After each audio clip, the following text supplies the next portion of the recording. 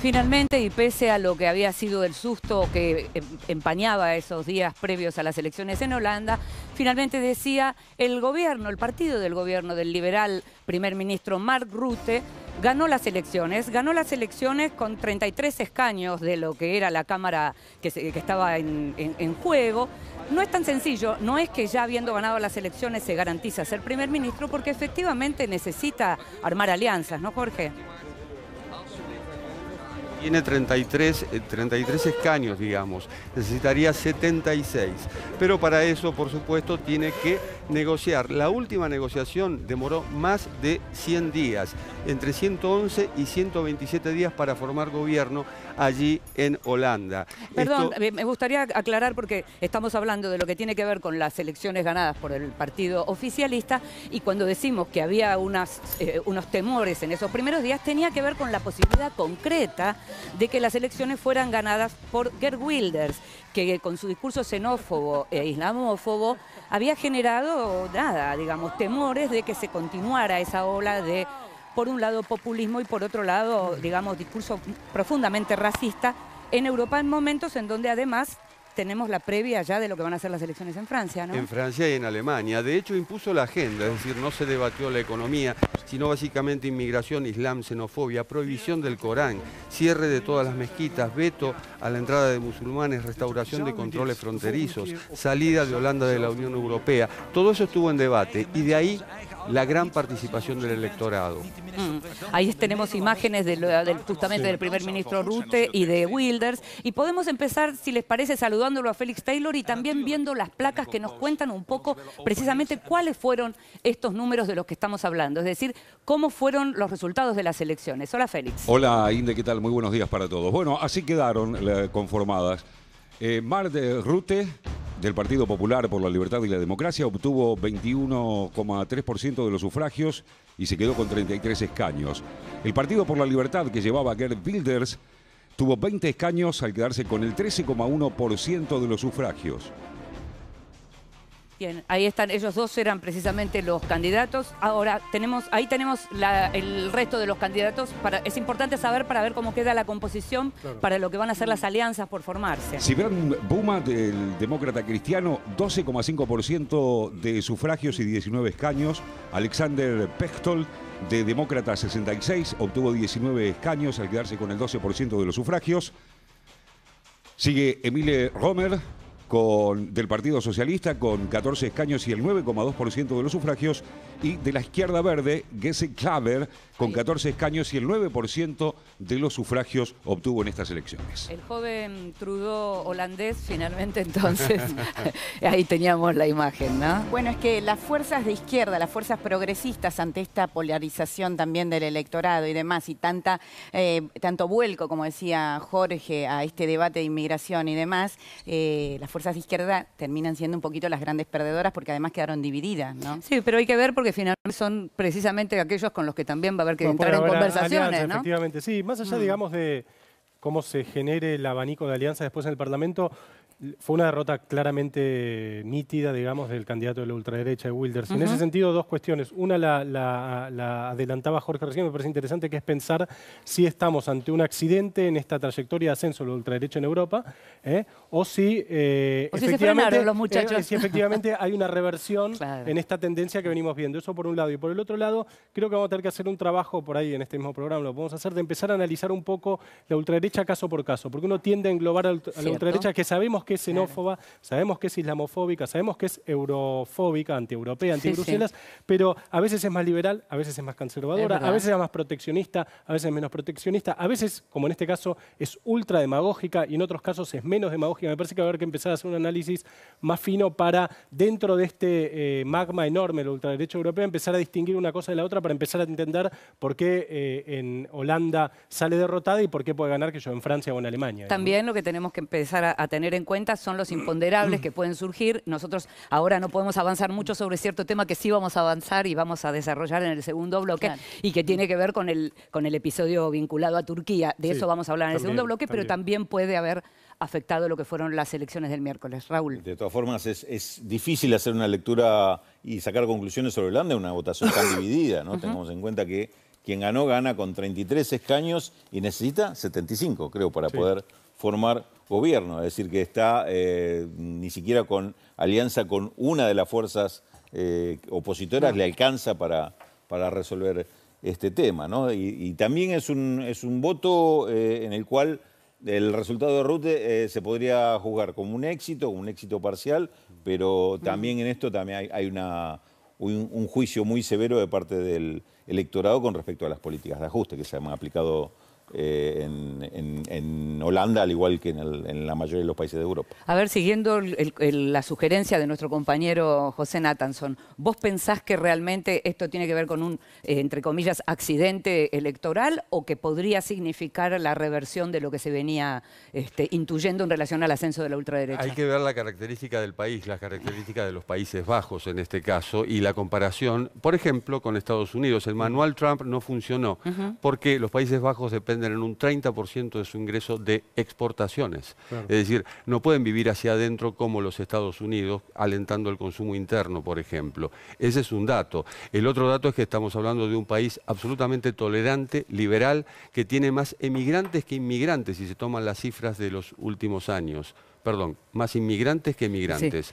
Es decir, más gente que ha ido a Holanda y se ha adaptado inmediatamente a la cultura. Es decir, no estamos hablando de Turquía, no estamos hablando de Hungría, no estamos hablando de países cerrados, que por supuesto tienen una población xenófoba en todos los casos, no son solamente Alemania, Francia y Holanda, pero esa población xenófoba no tenía o no tiene una expresión política como la que pudo ser Wilders, sobre todo en la campaña electoral. Esa campaña a la cual, después vamos a hablar de esto, contribuyó Erdogan, evidentemente. Exactamente. Natalia, ¿cómo lo ves? No, me parece absolutamente lo que Jorge dice, porque lo que se palpaba en la calle, por ejemplo, yo estuve en Holanda en estos últimos 3 días, y en una escala pequeña, en Alemania, lo cierto es que lo que los holandeses estaban azorados posiblemente es con la idea de que un partido ultra radical estuviera en el poder donde no hay una tradición. Había 28 partidos en un país acostumbrado a hacer alianzas. Entonces, por ese mecanismo de alianzas, lo que se decía en la calle y lo que decían la dirigencia política con la que uno conversaba, es que de ninguna manera se permitiría en este país que el radicalismo fuera la fuerza dominante. Yo creo que el episodio de Erdogan, del que vamos a hablar más durante el transcurso del programa, ayudó sin dudas porque esto se convirtió en tema de debate de los medios durante todos los días y fue aprovechado tanto por Rutte, el primer ministro y ahora consecutivo primer ministro en Holanda. No todavía.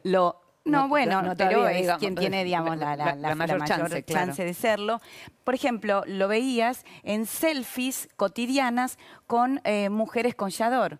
Quizás eso lo ayudó y además hubo un mayor nivel de participación en las elecciones que se veía en las calles. En Holanda se vota en iglesias, en colegios, en sitios no tan habituales como para nosotros. Entonces me parece que la población se volcó a mantenerse en ese status quo de un país liberal. Por empezar, se volcó a opinar. O sea, se volcó a opinar, claro, absolutamente. Claro. Ahora, vos tiraste la piedra, no escondas la mano. ¿Qué pensás?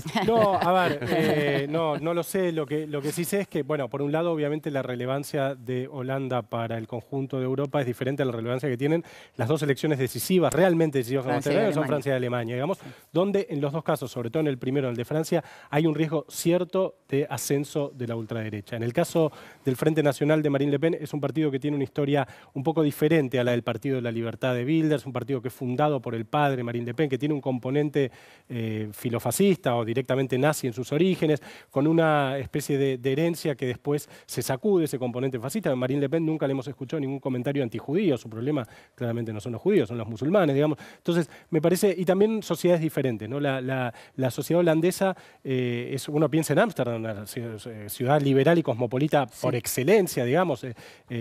Parte del pensamiento, digamos, liberal europeo tiene su origen en Ámsterdam. Francia, un país que tiene una historia de más nacionalismo, más cerrada, con su parte fascista o filofascista. Entonces, por eso digo, hay que empezar, me parece, a ver caso por caso para tratar de entender y separar un poco la paja del trigo en esto de la ultraderecha europea, ¿no? Raúl. Sí, escuchando esto que dice José, me imagino que esta Unión Europea cada vez le va a costar más seguir siendo una unión, por estas diferencias políticas y estas distintas salidas que están buscando electoralmente cada uno de estos países. Me parece que hay una tendencia como a dispersar la solución. Sí, ahora ¿no? todavía los antieuropeos no han ganado. Los No han holandeses ganado, son salvo el absolutamente Brexit. proeuropeos y eso te lo marcaba y creo que también fue uno de los factores. Los holandeses, Los decís. holandeses, Ajá, absolutamente. Ellos, digamos, el factor Europa o no Europa fue también uno de los hechos que quizás a nosotros nos parece lejano, pero eso jugaba mucho en la elección. Ahora me pregunto, porque decía recién Raúl el tema del ajuste. En la semana pasada estuvo con nosotros Mariano Schuster, que nos comentaba cómo en algunas de las ciudades como Rotterdam, por ejemplo, había paro, había desocupación y cómo podía eso pesar. Natalia, vos que estuviste estos días ahí, vos no estuviste en Rotterdam, pero Sí, estuve en estuviste. Rotterdam. ¿Y qué Estuve en percibiste? Rotterdam. Bueno, a ver, el nivel de desocupación está llegando al 5%. Para nosotros eso es nada. Estamos hablando de un país que es imposible de comparar con nuestros parámetros, ¿no? No hay huelgas, por ejemplo. La protesta social se canaliza desde otro lugar, no se cortan las calles y demás. Lo que percibo, de todas maneras, es un desencanto con los partidos tradicionales verdaderamente, pero por otras razones. Ahora, no es comparable el fenómeno de Holanda, a mi entender, con el fenómeno de Francia. No es comparable el fenómeno, sigo en la línea de Jorge, no se puede comparar las características propias de los holandeses, ni siquiera, menos aún tampoco con lo que les pasa a los británicos. Digamos, efectivamente hay un uso político de Wilders, que es un candidato, por ejemplo, muy en contacto con Trump. De hecho, ha habido dineros recibidos. Estuvo además estuvo en la Convención Republicana. Exactamente.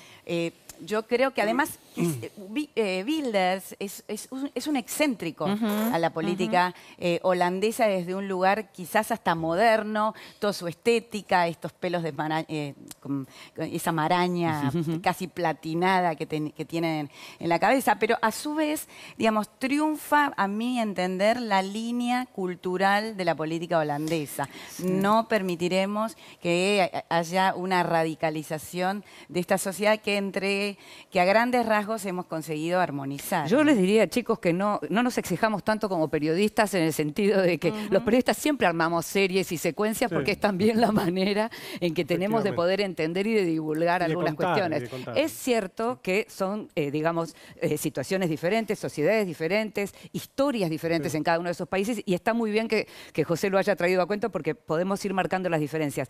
Pero cuando se arman estas series y estas secuencias, fíjate estos comentarios de cuando Wilders, algo más ¿no? o menos parecido pasa en países tan diferentes, hay que buscar una causa común. Exacto. Hay también cifras que te dan una pauta de lo que está ocurriendo en Europa. Hay algo que se llama encuesta de valores, que se hace todos los años. En los años 80 decía que la ultraderecha tenía un 1% de adhesión. En 2016 tuvo un 12% de adhesión. Estamos hablando de Europa, ¿sí? Claro. La Unión Europea y las instituciones europeas cayeron 20 puntos porcentuales en el mismo periodo en cuanto a la percepción de la gente. Claro. Los gobiernos nacionales, otro tanto. Los partidos tradicionales, otro tanto. Bueno, eso, digamos que te da al menos la posibilidad de un diagnóstico, y el diagnóstico es algo está pasando evidentemente y este crecimiento de la ultraderecha no es casual. No es casual porque expresa, como lo decía Wilders en su campaña y lo decían muchos durante la campaña de Wilders, expresa aquello que la gente pensaba y no se atrevía a decir. También. Es decir, viene el inmigrante, se queda con mi casa, se queda con... yo le pago los impuestos. Su programa fue de una carilla frente a otras que tenían 264 carillas.